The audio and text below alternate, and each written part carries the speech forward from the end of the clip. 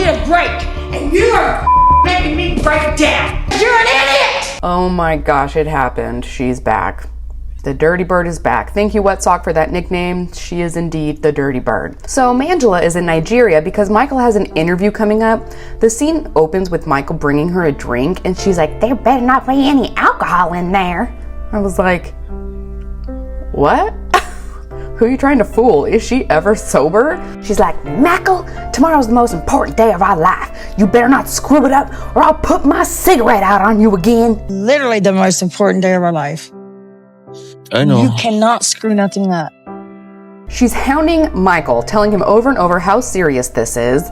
It's like a boxing match. No alcohol, no sex. You gotta focus, Michael. She's really worried because he's already been denied twice, and she seems to think Michael is a stupid idiot and he's going to inevitably screw it up.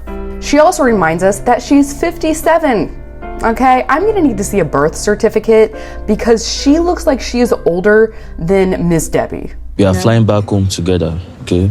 And live as one. Okay, I'm family. gonna hold you to that. Well, that didn't age very well. So she starts asking him questions that the interviewer might ask, and I thought it was kind of funny that when she asked him like what kind of a Christian she was, Michael said Italian. I'm not sure what he meant by Italian, but she says she's Baptist. I would really love to know what church she goes to, which church is claiming her. It's probably the same one that claims Big Ed. They get back to the hotel and Angela calls up Skyla. They're talking to her and the kids.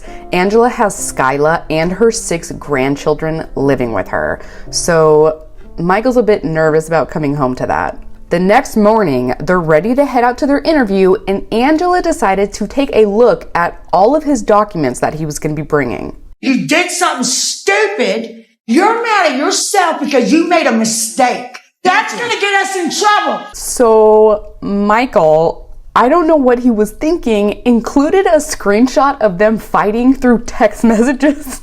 Since you're so smart, put that back and make sure they see that one first. That is incriminating. Oh my gosh, she's so pissed. She refuses to go with him to his interview. His wife from America is not coming with him. Oh my gosh. I'm looking at this. Who would put that in there? Nobody. I can't figure out why would you put those texts in there? Michael tells us he included the conversation because it's proof that they are in a relationship.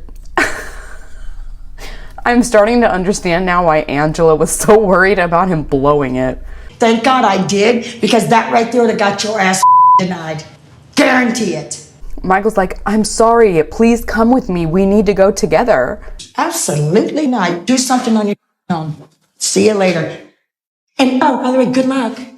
Oh my gosh, she is so nasty. Dirty bird. So Michael leaves and then she starts feeling real bad for herself. She's super guilty. She didn't go with him and ends up walking away. Okay, thank the Lord. I can finally say, moving on. Nicole and Mahmoud. Nicole is in her apartment fixing clothes with a blue plastic jacket on. Who dresses like this inside of their house? She tells us that Muhammad is still sleeping on the air mattress and she thought that things had improved because he went to a mosque and he made some friends. We, of course, had a fight. He's been accusing me of cheating on him, accusing me of all kinds of things. So it sounds like they just had this big fight a moment ago. We didn't get to see it. And Nicole starts breaking down and she says she can't take it anymore. Mahmoud tells us a couple days ago she came home at 2 a.m. drunk, and when he asked her about it, she said she was just at work. So he asked to see her phone. When I asked to see what she have on her phone, she freaked out. So this make me feel sure like there's something she didn't want me to see. Nicole's like, yeah, I came home late, but I wasn't even tipsy. And she says she's not cheating on Mahmoud because she doesn't have the time.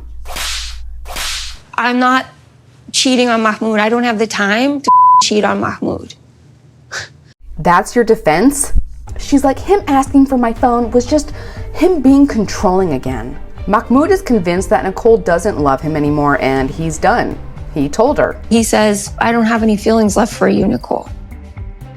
She's heartbroken, talking to the cameras and crying, and then Mahmoud walks back in and Nicole has decided they have to figure it out right now. She asks him to please talk to her, and he says very calmly, I can't take this anymore.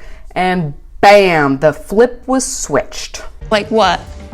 When I ask you where you are, I went to Olga's and picked her up, and me and Olga had a drink. Now you made your and story, then, no, yeah. that's what I told you. Yeah. He's like, Nicole, you come home at 2 a.m. drunk.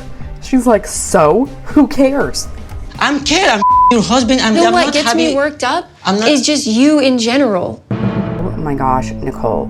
She always has these sucker punch one-liners that she says to him.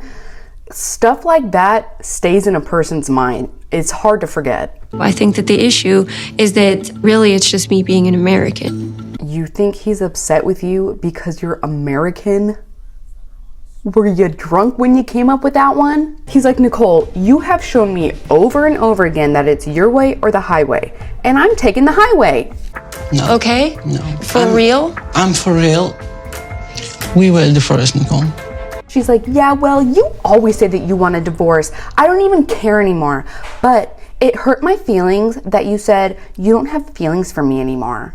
He's like, I don't, because you don't have feelings for me either, and you treat me like crap. When you say you don't have any feelings left for me. Yeah, you're right about that. I don't have any feeling because I don't feel in love from you anymore. And then she asks him, then why are you here? Then why are you here? Because you dragged him to your apartment. Did you forget? Did you black out? She's like, if that's how you feel, then you can't stay here. You need to go. And he's like, okay. He gathers his belongings and leaves. Moving on, we're with slimy Sophie and her pretty husband. They're back in a sex shop because Sophie has promised Rob she would try on a costume, and she's happy to do it because according to her, he has been very sweet and really trying hard since their therapy session. They're in good spirits, they're having fun. Sophie grabs a schoolgirl costume and tells him if her butt is hanging out, she's not gonna walk out. The skirt, in my opinion, is kind of the whole thing. Why can't you just open the door and let him see? The camera doesn't have to see you. Just wanna have fun with it, that's all. Okay, I'm gonna find something for you to wear. I'll find her. And you have to wear it. Sure. So Sophie wants him to wear a jock strap with the matching harness. He's like, there is no way I'm wearing a jock strap, but if you want, I'll wear the chest thing. My husband would not have. We kind of strayed away from my idea of Sophie and I checking out costumes for her. I don't even know how we got here. So he comes out, Sophie's giggling, she likes it, and you can kind of tell that Rob really wasn't comfortable, but he's trying. He's trying to have fun with her. Sophie reluctantly goes in and immediately tells him she's not wearing the skirt. He's like, come on, and she's like, no, the ass is gonna hang out. So she comes out with just the top on, and I was like, and he was like, Sophie immediately gets very offended that he wasn't excited about it. But honestly, who would? She dresses like this all the time. It's nothing special. He wants something special. That's why I said she should have put the skirt on and then like let him come in and look at it. I think it would have played out very differently. You walked out. I said you look really cute. We was laughing. I come out. You look at me like a dickhead for what? She's super upset. He's trying to backpedal and says, you didn't look bad. It's just a regular shirt. And look at what I tried on. I look stupid. She's like, yeah, you do look stupid. Let's go. So he goes back in the changing room and she's starting to cry. He just always seems to say the wrong thing or not say the right thing to me. If you are going to dissect everything that he says, you're never going to be happy. Ever. And why does she look so freaking dirty? I don't want to be mean, but she looks like she stinks.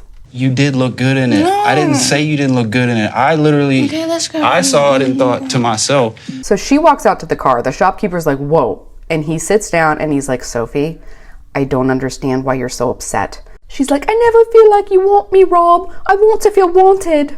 I do think you look No, nice. you don't. You still haven't even said sorry. I'm sorry. He's like, Sophie, you're stunning. You're going to look great no matter what you're wearing. And she's like, no, I don't believe you. In my opinion, Rob was so calm and understanding the whole time. All it matters is that you make me feel better. It doesn't matter about me. I don't need to understand you. You just need to make me feel better. Excuse me? It's a two-way street, Miss Dang. He's like, Sophie, that's not fair. There needs to be compromise. She's like, Rob, you're impossible. Impossible. I'm always doing the wrong thing. I feel like you're always looking for a reason to be pissed off at me. Like, it feels like you don't like me. And she doesn't say a thing. She just stares out the window. So Rob asks her if there is someone else. Oh my God. Like, I feel like What the are you talking about?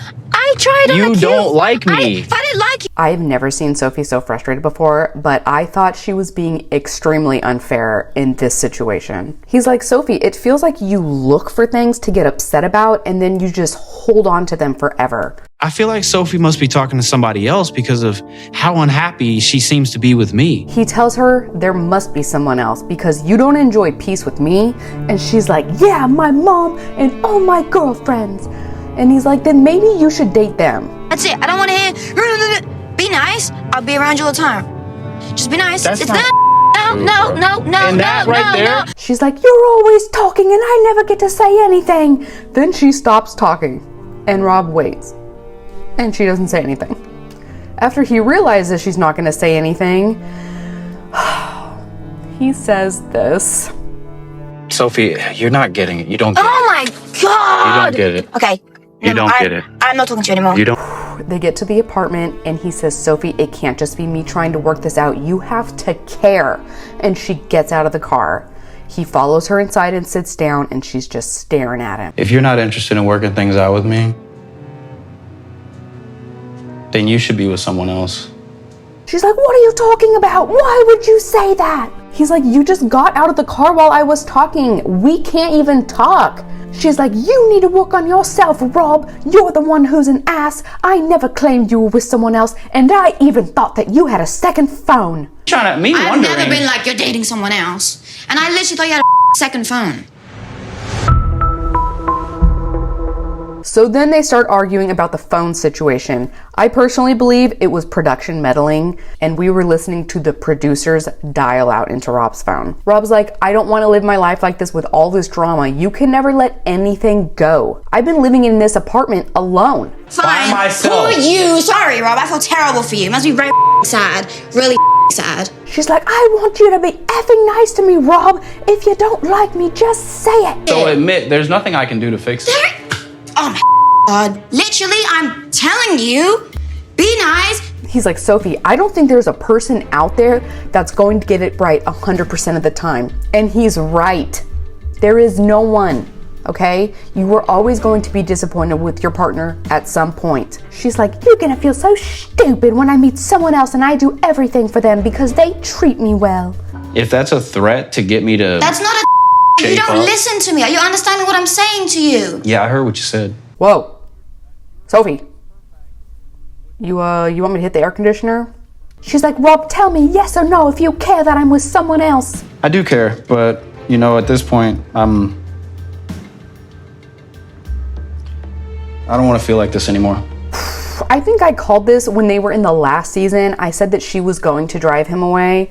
I know everyone hates Rob because of those videos that came out, but honestly, if my husband and I recorded one another at our worst moments and posted it, we would wreck each other's reputations. So I'm not going to hold those videos over his head, especially when we didn't see what led up to it. She's like, it's a simple question, Rob. What is wrong with you? Do you still care about me or not? I've given about you so much for so long, and you've completely just... You act like this. Okay, cool. Bye. Bye There you go. forever.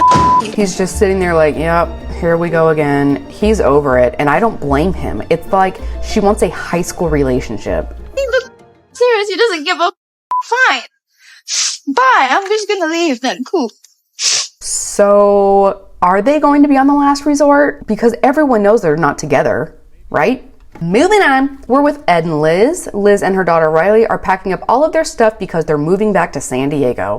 She tells us she doesn't know if she's going to stay in Arkansas or go back to California. She has a real estate license, but it won't work in California, so she has no place to live, no job, no plan. I'm trying to stay very strong for Ryleigh, and it's so hard because I am here alone. I have no one to turn to. So they're about to walk out the door, and Ed asks Liz if he could have a word with Ryleigh, so she steps out. No matter what happens between your mom and I'll always love you. I love you. I love you too. That was really sweet. I appreciate that he did that so that Ryleigh could get a little bit of closure. She's such a sweetheart. The girls kiss the doggies goodbye and Ed wheels out their luggage. I feel absolutely humiliated, played, used. So do you guys remember Liz was like on a podcast or something and she was talking about how they met and how they started on the show? Ed was looking for someone to be with him on the show and he was asking out all of the waitresses in the restaurant, and apparently Liz was the last girl that he asked, and she was like, yeah, okay, I'll do it, to help him out. And I think she fell in love with him for real, but for him it was just always for the show. I don't think he ever loved Liz. So she leaves, and the big question on Ed's mind is if he should hire a cleaning lady or clean the house himself.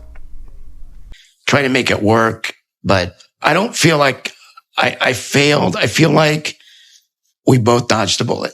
Seriously though, breaking up with her was the best thing he could have done for her. She's got her entire life to live. She can start a new career, hopefully, meet a dude her age. Anything is an improvement from Big Ed. Finally, we have Kobe and Emily. I'm going to speed run through the last two couples because it just wasn't that exciting, especially with all of the other stuff that happened with the other couples. Kobe is driving with some of his family members, and one of his relatives is talking about what is to be expected from Emily's parents. Kobe asked them what would happen if the parents don't want to do the bridal dowry. Can we just like move forward with the ceremony? Mais la bénédiction de notre Dieu. Oui. Ça ne doit pas être sur elle. So, who is his God? I didn't realize that there was a religious aspect to this, and that might be what is causing Emily's mom to be so iffy. So the family arrives and the knock door process begins. Basically, they introduce themselves to Emily's family, and it's like a formal way of asking for her hand in marriage. But then Kobe's cousin speaks up. You know, we Africans, if we want to confirm that the woman belongs to us. Uh-oh. Mom is like, I have some concerns. I'm trying to copy her shrieky voice, but it's hard. This dude is like, it's tradition, which doesn't answer her question. You accept the bride price and she will belong to our family. It almost sounds like Emily becomes part of your family and is no longer a part of our family. Oh my gosh, he puts the nail in the coffin when he says that when Emily dies, she will be buried here in Cameroon by my family. We'll be the one to bury her here in Cameroon because it's our wife. It's our property. Look, I love tradition. I'm a stay-at-home mom, but I would be having a hard time with this one too. Finally, Lauren and Alexi. Really nothing to cover. Lauren's double chin is gone. Yay. I want to get my double chin removed. I'm so thankful for this filter. You can't even tell. Alexi doesn't know how to use his own washing machine. Oh, and then we got 5 seconds of Gino and Jasmine. Jasmine's hair looks so much thicker curled like that. I really like it. It looks super natural too. In the next episode, I don't know what happens, but Liz is like having a panic attack. If I had any thought that this was going to happen, I would have never had Ryleigh involved in this. I would have... What happened? And that is it for this one, you guys. The feedback for Tea Time with Linda was excellent, so I will be posting another video on Friday. And then after this one, I'm going to be doing my Love During Lockup. So I will see you guys then. I love you, and I'll see you in the next one. Bye. Bye.